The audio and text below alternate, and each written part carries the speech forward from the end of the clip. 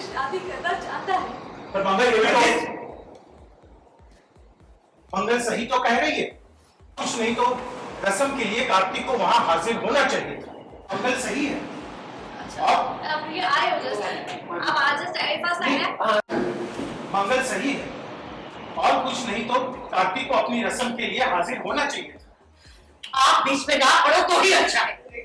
क्या यार मिलने दोनों खुश है ना अपनी शादी से? है कोई प्रॉब्लम? बताओ मंगल।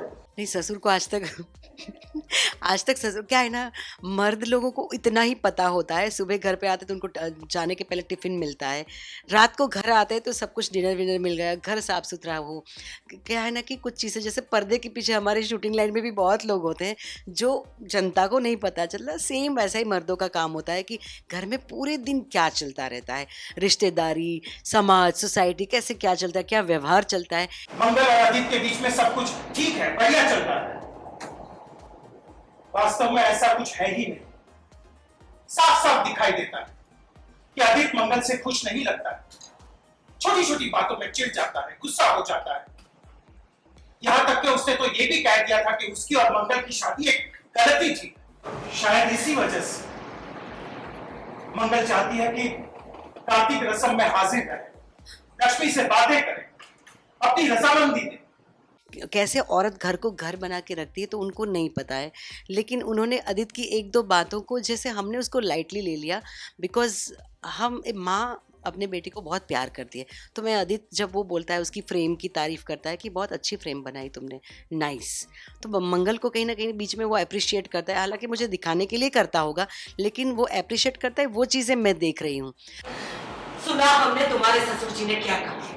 हो सकता है ये सच कह रहे हो और हो सकता है गलत, लेकिन आज तक कभी भी तुमने हमसे कोई शिकायत नहीं की। इसीलिए हम आज अभी तुमसे ये पूछ रहे हैं, क्या तुम तुम्हारी शादी से खुश नहीं हो? आप क्या पूछ रही हो? मैं पहले की बात कर रहा हूं। कुसुम, तुम समझने की कोशिश करो, ठंडे दिमाग से सोचो। तुम कह रही हो कि मंगल अपने घर से चली जाए, ऐसे ही जैसे कि ये घर उसका है ही नहीं, सिर्फ हमारा ही है। क्या पनाह दी है हमने उसे? और तुमने ये सोचा है कि बच्चों का क्या होगा? क्या बच्चे भी मंगल के साथ घर छोड़कर चले जाए? हमें बता दो।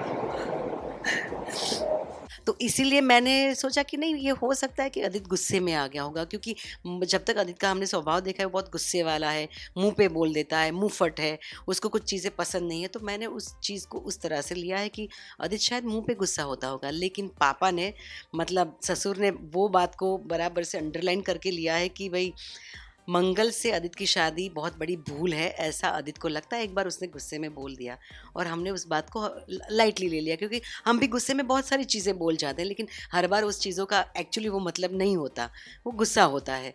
पर यहाँ पे पापा ने बहुत सीरियसली ले लिया, क्योंकि उनको कहीं ना कहीं ऐसा कुछ दिखा जो शायद हमें नहीं दिखा। हमें क्योंकि परफेक्ट बहू दिख रही है, उसका परफेक्ट संसार दिख रहा है, दो बच्चे दिख रहे हैं और सब कुछ सही चलता हुआ दिख रहा है।